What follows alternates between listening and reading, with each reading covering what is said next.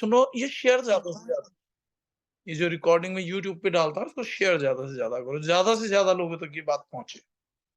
ठीक है, तो आगे बढ़ रहे हैं। तो बाबा कह रहे हैं कि 195 में कि राजा के समक्ष उपस्थित होते हैं तो हम उसे रूबरू उसकी त्रुटियां कहने की हिम्मत जुटा नहीं पाते, लेकिन पीठ पीछे हम उसकी निंदा करते हैं। उसी तरह लोग ज्ञानी की रूबरू निंदा करने की हिम्मत नहीं जुटा पाते। आप सूर्य की और थोड़ी देर देखते रहते हो और बाद में घर में प्रवेश करो तो थोड़े समय के लिए कुछ दिखता नहीं। उसी तरह अंधकारमय स्थान में से बाहर आते हैं तो हम कहाँ से आए हैं वह नहीं बता सकते। स्पष्टीकरण में क्या कहना चाहते हैं बाबा उसको समझते हैं। ज्ञानी दिव्य महाराज्य का राजा है। इसीलिए भगवान कृष्ण ने कहा है ना कि ज्ञानी तो साक्षात मेरा ही स्वरूप है। याद है ना सबको? हम गीता को कौन सी गीता, चिदाकाश गीता के बाद हम वापस से श्रीमद् भागवत गीता को शुरू करेंगे। जरूरी नहीं है तुरंत शुरू करें, हो सकता है बीच में कुछ और आ जाए, लेकिन वो करेंगे ताकि आपको याददाश्त बनी रहे। जो नित्यानंद बाबा कह रहे हैं, जो गीता में लिखा है वो बिल्कुल मिलता है, जो संत यानी कबीर साहब ने बीजक में कहा है वो मिलता है। तो ज्ञानी जो है दिव्य महाराज्य का राजा है। जिस तरह सांसारिक राज्य का राजा होता है, सांसारिक राज्य का राजा कौन है? जैसे मान लो भारत का इस वक्त राजा मान लो प्रधानमंत्री है। ठीक इसी प्रकार, ये तो सांसारिक बात है। ठीक इसी प्रकार से जो भीतर अध्यात्म का भी एक राजा होता है ज्ञानी। तो सांसारिक राजा के मुंह पर उसकी त्रुटियां बताने की हिम्मत कोई नहीं जुटा पाता, लेकिन उसकी पीठ पीछे निंदा करते हैं। होता है ना ऐसा, सभी पीठ पीछे निंदा करते हैं। उसी तरह ज्ञानी को रूबरू कोई पागल नहीं कहेगा, लेकिन पीठ पीछे उसे पागल कहते हैं। अरे पागल है, बकवास है, अरे कहाँ जुड़ रहे हो, कहाँ जा रहे हो। ऐसे लोग योगी की निंदा उसके सामने करने की हिम्मत नहीं रखते। हम सूर्य की ओर थोड़ी देर देखते रहते हैं और बाद में घर में प्रवेश करते हैं तो थोड़े पलों के लिए हम कहाँ से आए हैं यह नहीं बता सकते। इसी तरह ज्ञानी को मिलने जा रहे लोग ज्ञानी के सर्वशक्तिमान तेजस्वी स्वरूप के सामने अपना मूल स्वभाव भूलकर चकाचौंध हो जाते हैं। वे अपनी यात्रा तक अपने आप को भूल जाते हैं, लेकिन जैसे ही वापस लौट के आते हैं संसार में, फिर वापस संसारी हो जाते हैं। होता है ना ऐसा? जब आप यहाँ से ज्ञान प्राप्त करते हो, ध्यान में बैठते हो, सब कुछ भूल जाते हो, फिर आँख खोलते हो, धीरे-धीरे, धीरे-धीरे संसार का असर फिर आ जाता है। अगले श्लोक में बाबा कह रहे हैं 196 में कि कोई मानवी नींद में डर के मारे जग जाता है और खड़ा हो जाता है, तो इसे हकीकत में क्या हुआ इसका विचार नहीं आता। ठीक है ना? वो कुछ क्षण के लिए तो उसको लगता है कि सच में ही ऐसा हो रहा था। मान लो कोई नींद में जल रहा था, घबरा के एकदम से उठ जाता है और उसको थोड़ी देर तो पता ही नहीं चलता कि सच क्या है, झूठ क्या है। फिर थोड़ी देर बाद रिलैक्स होता है, अरे यार वो सपना था। है ना? वैसे ही वह उलझा रहता है। उसी तरह ज्ञानी जो कि योग निद्रा में रहते हैं, वे बाहरी विश्व में के बारे में कुछ जानते नहीं है। वो गहरी आनंद की अवस्था में होता है। तो जब आँखें खोलते हैं और संसार में आते हैं, तो कुछ समय तक उस गहरे आनंद में रहते हैं। लेकिन धीरे-धीरे संसार को जब समझ लगते हैं, तो थोड़ा-थोड़ा उनको पता चलता है, अरे! संसार में आ गया हूँ। और संसार में आ गया हूँ, फिर भी उनको संसार का ज्ञान नहीं होता। इसलिए आपको संसार का ज्ञान ना रहे, लगातार साधना में व्यस्त लगे रहो, ध्यान में बैठे रहो, अपने आप में कनेक्ट रहो। अगर ज़्यादा संसार में रह गए, तो अपने आप को भूल जाओगे। अपने आप को ध्यान रखोगे, तो संसार धीरे-धीरे भूलने में आ जाएगा। उसी तरह ज्ञानी जो फिर कहते हैं, आपके पास छाता है तो बारिश का पानी हमारे सिर को नहीं भिगा सकता। जो लोग नियमित तौर पर आहार लेते हैं, उन्हें भूख लगती है। जो लोग शीतल जल में डूबे रहते हैं, उन्हें ठंड नहीं लगती। जो लोग शीतल जल में डूबे रहते हैं, उन्हें ठंड नहीं लगती। पूर्ण मानवी कभी क्रोध से भड़कता नहीं। यानी अगर आपका लगातार अभ्यास रहेगा, अभ्यास, अभ्यास किससे? अपने मूल आत्मा से, तो धीरे-धीरे आप एक दिन पाओगे आपको क्रोध आना ही बंद हो जाएगा।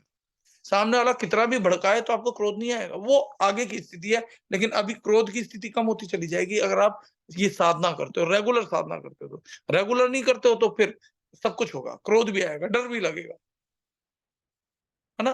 तो रेगुलर करनी है। अगर एक दिन भी साधना छूट जाती है तो आप पीछे चले जाते हो, आपको पता नहीं चलता। जो रेगुलर साधना करते हैं फिर उनका एक दिन छूट जाता है, तो उसका प्रभाव रहता है कुछ दिन तक, इसलिए उनको तकलीफ नहीं आती है। लेकिन रेगुलर रहेंगे तो बिल्कुल तकलीफ नहीं आएगी। क्योंकि आपके पास साधना नाम का एक छाता है। ठीक है ना? तो आगे कह रहे हैं कि जो पानी में ही डूबा रहता है उसको ठंड नहीं लगती। जो नियमित तौर पर आहार करता है तो उनको भूख लगती है। क्योंकि वो नियम जैसे ही टूटा फिर भूख लग जाएगी। ठीक है ना? इस अगर आपके अभ्यास बना रहेगा तो साधना भी आपको ध्यान आएगी। अरे साधना नहीं किया आज। तो पूर्ण मानवी कभी क्रोध से नहीं भटकता, तले हुए बीज कभी अंकुरित नहीं होते। आप वो तला हुआ बीज बन जाओ जिसमें फिर अंकुर न आए, जन्म मरण से आप मुक्त हो जाओ, फिर अंकुरित ना हो जीवन। जब जीवन अंकुरित होगा तो मरण भी होगा, आप खुद ही संजीवनी शक्ति हो जाओगे। फिर कहते हैं कि सोने को अग्नि से तपाकर शुद्ध किया हो, उसी तरह मानवी का मन हरदम शुद्ध रहना चाहिए। अगर किसी को कोई शंका हो, मुझे लग रहा है जैसे कोई कुछ पूछना चाह रहे हैं, तो वो लास्ट में पूछ लेना, लिख लो। ठीक है ना? वो लिख लो।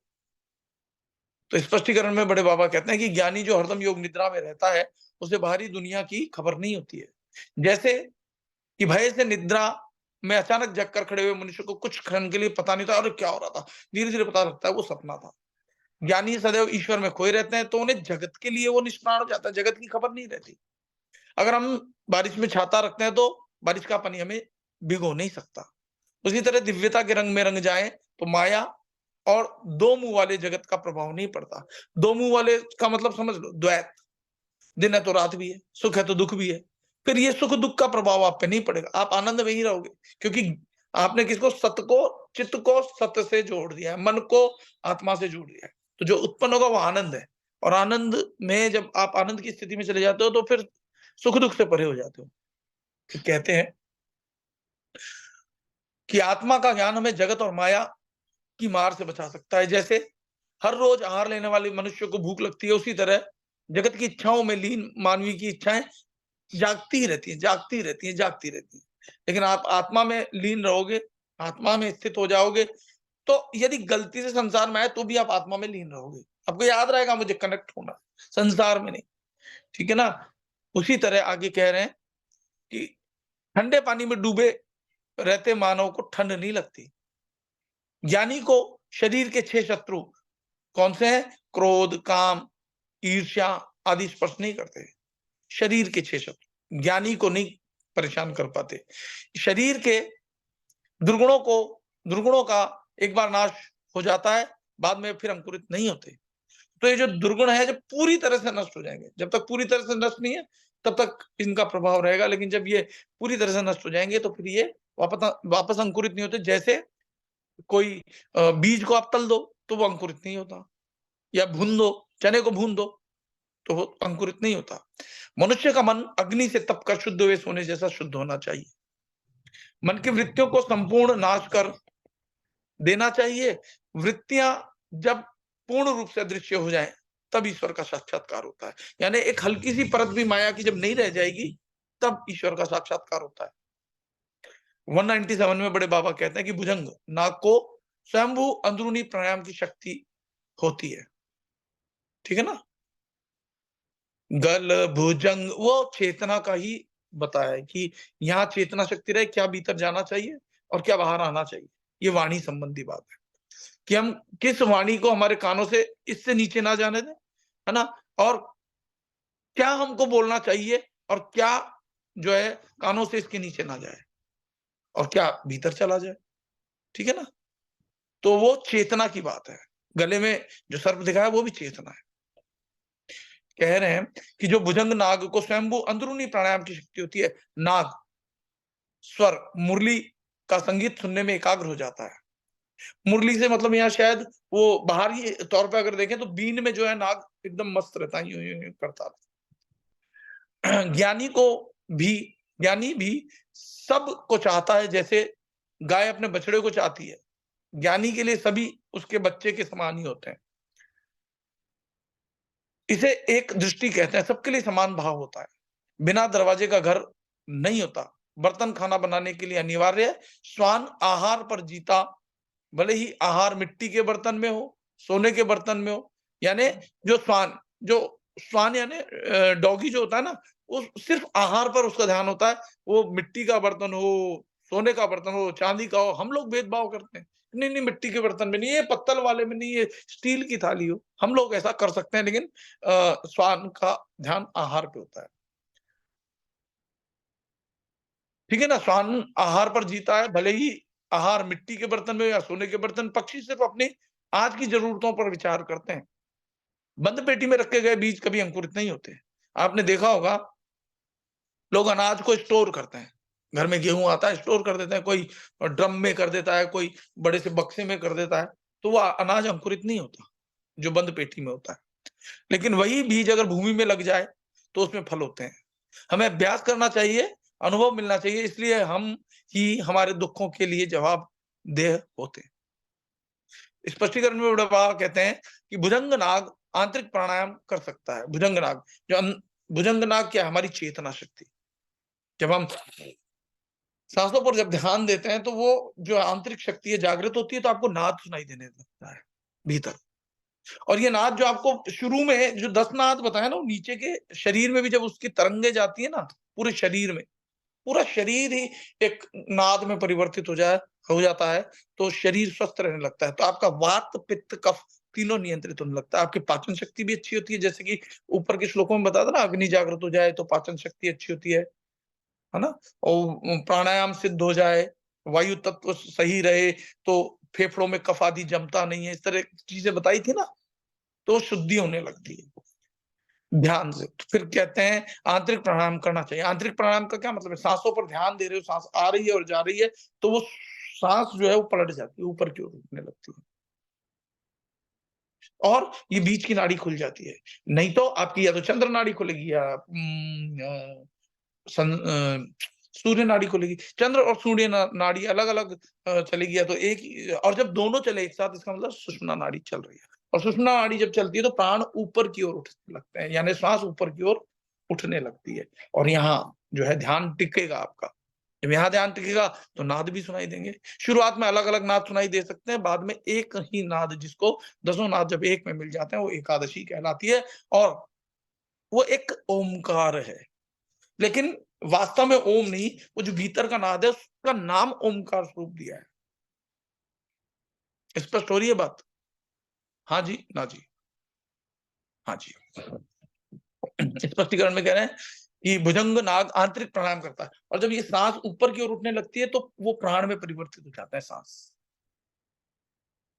ठीक है ना? वो स्वतः चलते रहते हैं, लेकिन आपको सांस आने जाने का ध्यान नहीं रहता, चाहे सांस आ रही हो या नहीं आ रही हो, लेकिन प्राण जो है वो जागृत हो जाते हैं। शक्ति, वो अंदरूनी सांस चलती है, अंदरूनी।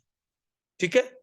अभी बाह्य सांस चलती है। फिर कहते हैं कि भुजंग नाग नागेश्वर नाम से संगीत वाद्य का संगीत सुनने के बहुत शौकीन होते हैं।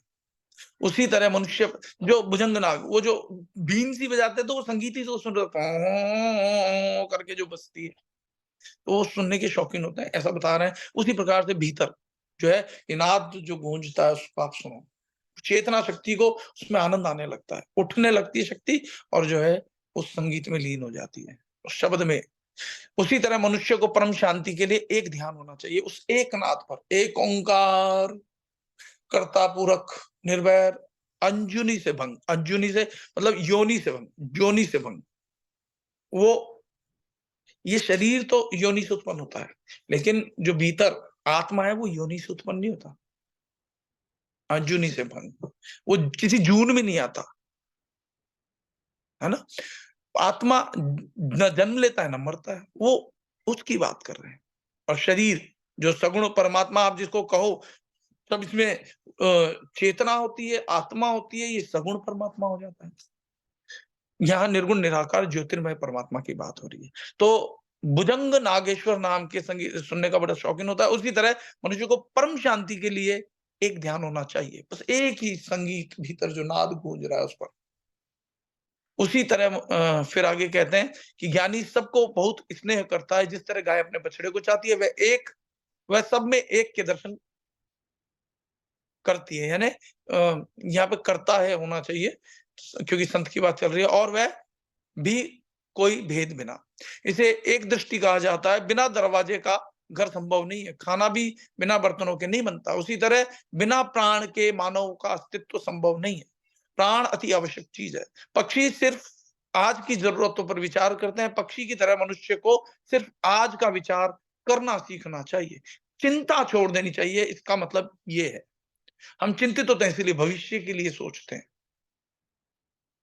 तो चिंता छोड़ दोगे, उस पर ही ध्यान टिका रहेगा, तो वो अपने आप आपकी व्यवस्था करेगा। कल पुनीत जी का एक प्रश्न था, भैया टाइम बच जाए तो वो जो है माया, मतलब जो बाहरी साधना है वो भी करनी चाहिए। हाँ, शुरुआती दौर पे करनी चाहिए, लेकिन जब आप उसको जान जाते हो तो उसकी साधना करते हो, तो उसकी जिम्मेदारी है कि आपके कल का ख्याल तो वो खुद ही रखेगा, रखता भी और रखता आया है।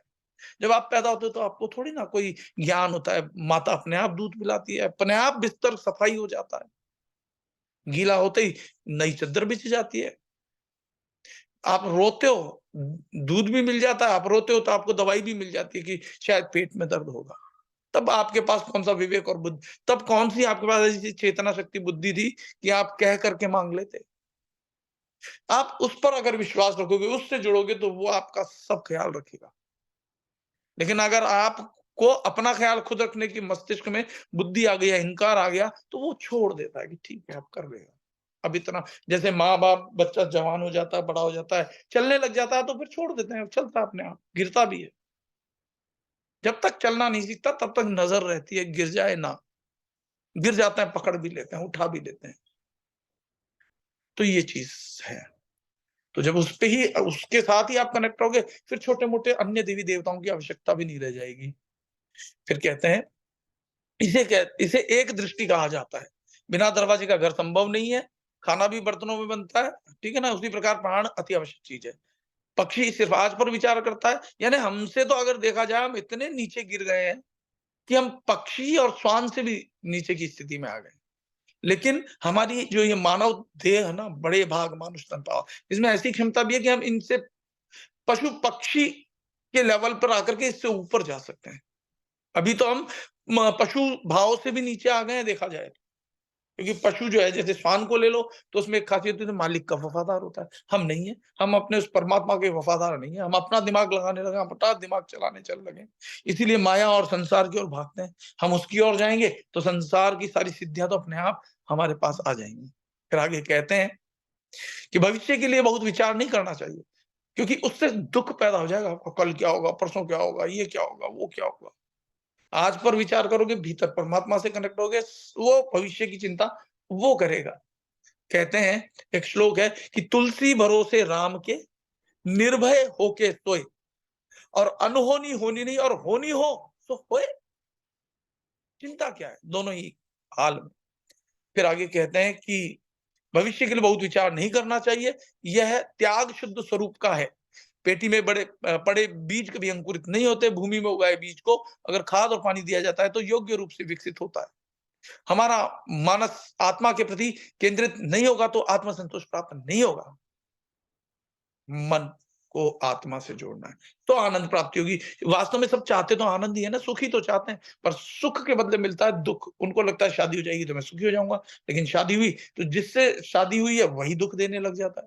सोचते हैं बच्चे हो जाएँगे तो मैं सुखी हो जाऊँगा, बच्चे बड़े हुए वही दुःख देने लग जाते हैं। सोचते हैं गाड़ी आ जाएगी तो मैं सुखी हो जाऊँगा, वही गाड़ी रास्ते में टायर फट जाता है तो आदमी दुखी हो जाता है। तो वास्तव में आदमी चाहता तो सुख है, लेकिन गलत चीज़ों से चाहता है कि सुख इनसे मिल जाएगा, लेकिन उनसे सुख नहीं मिलता। सुख मिलेगा आपको किससे? जब मन को आत्मा में लगाओगे, तो आनंद की उत्पत्ति होती है। उत्पत्ति नहीं, आनंद तो है ही, क्योंकि आत्मा खुद ही सत्चित आनंद ही है। मन को आत्मा से जैसे ही जोड़ा, आनंद आना शुरू हो जाएगा। मन को संसार से जोड़ा, आनंद जाना शुरू हो जाएगा।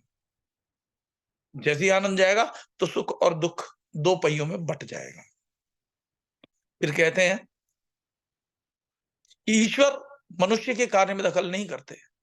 उससे पहले तब आत्मा परम सुख का अनुभव करता है। इसके लिए हमें अभ्यास करना चाहिए। फिर वही बात आ गई जो भगवान कृष्ण ने कहा है, अभ्यास योग युक्तेन। तो यहाँ बाबा भी वही चीज़ कह रहे हैं, कोई अलग चीज़ नहीं कह रहे, लेकिन हमें आदत है ना बदल-बदल के देखने की। तो यहाँ तरीका बदला गया है, मूल ज्ञान वही है, वो नहीं बदलता। तो वो उसमें कह रहे हैं कि हमें अभ्यास करना चाहिए और अनुभूति करनी चाहिए। हम ही हमारे सुख या दुःख के लिए जवाबदेह होते हैं। ईश्वर मनुष्य के कार्य में दखल नहीं देते।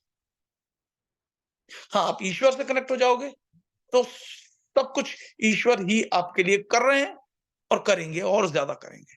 करेंगे से मेरा तात्पर्य होना शुरू हो जाएगा आपके लिए स्वतः ही अपने आप, आपके कर्मों के अनुसार। आपके कर्म क्या है? ईश्वर से जुड़ना, तो बस जीवन में आनंद की उत्पत्ति होगी। फिर कहते हैं, हमारे हर एक कार्य के लिए कोई प्रतिक्रिया रिएक्शन नहीं होती। हमारे हर एक कार्य के लिए कोई प्रतिक्रिया रिएक्शन नहीं होती। हमारे दुःख या सुख के लिए सिर्फ हम जवाबदेह होते हैं। यानी जो हम कोई भी कार्य करते हैं उसमें आत्मा, परमात्मा कुछ नहीं करते। हमारे कार्य कैसे हैं, हमारे कर्म उसके अनुसार ही फल मिलना शुरू हो जाता है।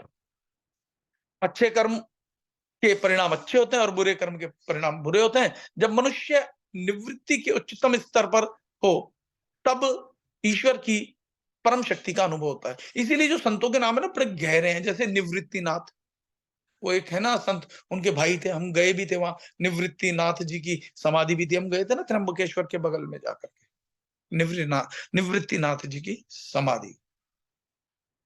उनके बड़े भाई भी बड़े संत हैं, अभी कभी-कभी मुँह पे नाम आना बंद हो जाता है, लेकिन कोई बात नहीं। अभी गहरे आनंद की स्थिति में वो पूरा शरीर अंदर से ऐसे-ऐसे वाइब्रेट कर रहा है, इसलिए वो संसारी चीज़ें निकल भी जाती है दिमाग से, लेकिन कोई बात नहीं। तो निवृत्तिनाथ, तो नाम जैसे मनुष्य निवृत्ति के उच्चतम स्तर पर हो, तब ईश्वर की परम शक्ति का अनुभव होता है। 2 और ले लेता हूँ। एक, दीपक की ज्योति को जलती रखने के लिए कोई नात या जात के फ़र्क की ज़रूरत नहीं होती। उसी तरह सूर्य जात-पात का फ़र्क बिना एक समान रोशनी देता है। सूर्य का दर्शन सभी को एक समान रूप से होता है, अग्नि सभी को एक समान दिखता है। बुद्धि और ज्ञान जिन लोगों ने अपने अंतर्चक्षु का विकास किया है, उनके लिए एक ही है, 2 नहीं है।